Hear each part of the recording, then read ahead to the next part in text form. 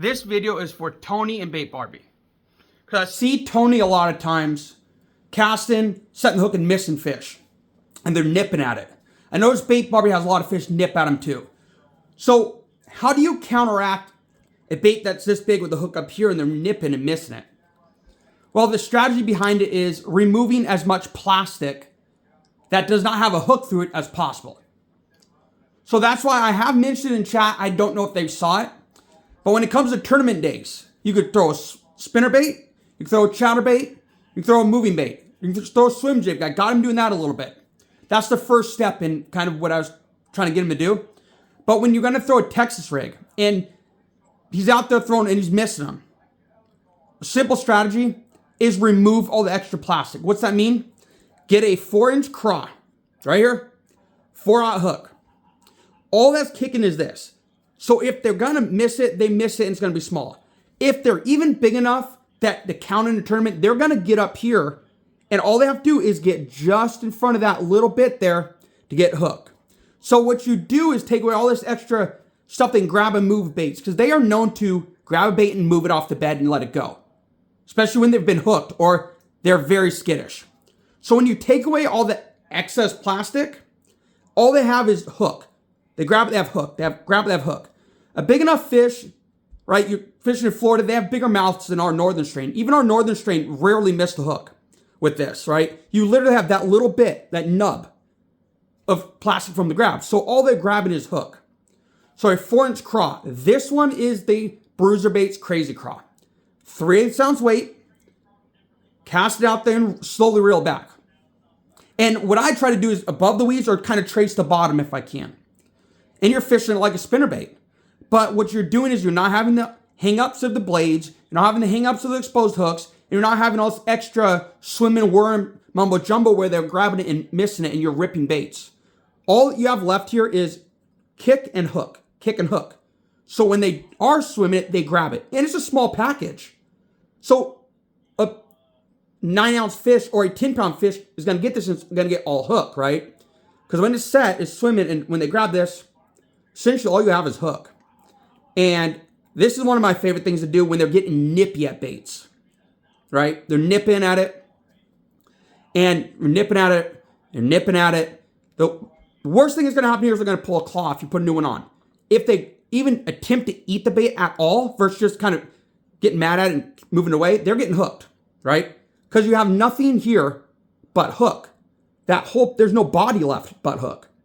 So that's Texas rigs. And I've told Tony a few times, I know you like swimming a worm and you're sitting there missing them. You're going to miss about 75% less, if not 80% less with this because there's nothing for them to grab. And if they do, they get hooked. Okay? I've said that 4 or 5 times. I want to make sure that is clear. The problem with swimming stuff, you have a hook up here. It's right here. That's the bend of the hook. You have all this. They can grab this and swim with it and they can miss it and all this stuff, right? So you have all this extra stuff back here with no hook. So they're biting and he's swinging and missing stuff and they're bending the worm. They're not getting hooked because there's too much plastic back here where they can grab it and move it, carry it. And when it is bedding time, they tend to not commit. So that is why swimming a worm and going to something that has the same action as swimming a worm, but in a small 4-inch craw, you end up getting, instead of missing bites, you catch the fish, you hook the fish. That can make all the difference in a tournament, and you can win the tournament because therefore you are now committing. The fish are committing and getting hooked versus committing and missing. Now we're going to talk about when that happens to jigs, and they really get nitpicky with just a little difference. There's 2 things here I showed Tony and Bait Barbie. You got your regular craw swimming. I know Bait Barbie cut it down, something like that. That works too. This is a Rage, this is the Bruiser Baits. 2 different actions, a little colder time of year, regular, both work just well. But there's somewhat of compact. And when they're nipping at it, they're going to nip at the claws. Nipping at the claws. There's a little bit more bait here for them to grab besides getting hooked, right? So I'm going to go on to the next evolution of making it so they have nothing but hook to eat. And it's called a twin tail or a double twin tail, right? And I'm going to show you it rigged up and how I commit and hook the fish versus miss them when it really comes down to them just pulling tabs of plastic off. This is important for when Tony and Bait Barbie are fishing tournaments, right?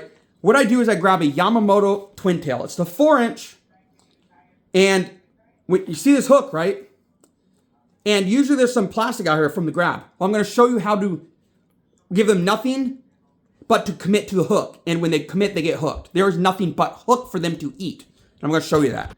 After 3 or 4, 5 trips to the particular place I fish, that is kind of our baby. We get to fish them and grow them. And, there's our pond that we're growing fish in.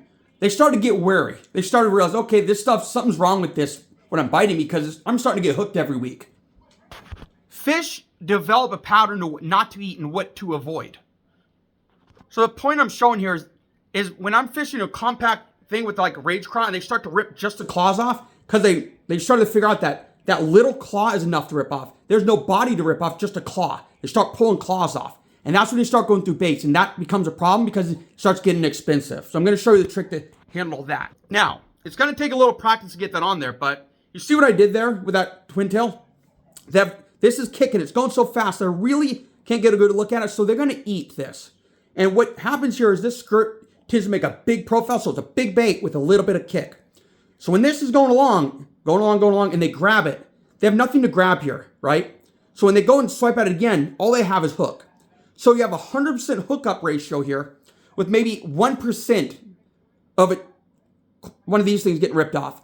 Therefore, you took all this extra body that they usually grab to carry a bait away, and there's nothing there for them to grab but hook. So you took anything they can grab without getting hooked away from the fish. And that's where like going super compact like this can be super deadly, right? Because look at that. That's all they have is tail. There's no body there for them to grab. And that is the problem with swimming a big worm, is they can grab the plastic without grabbing hook. So when they grab the plastic and you swing, you just tear your worm every time. So going compact and swimming a craw like that with nothing but hook, see that? There's no room for them to grab that body but getting hook.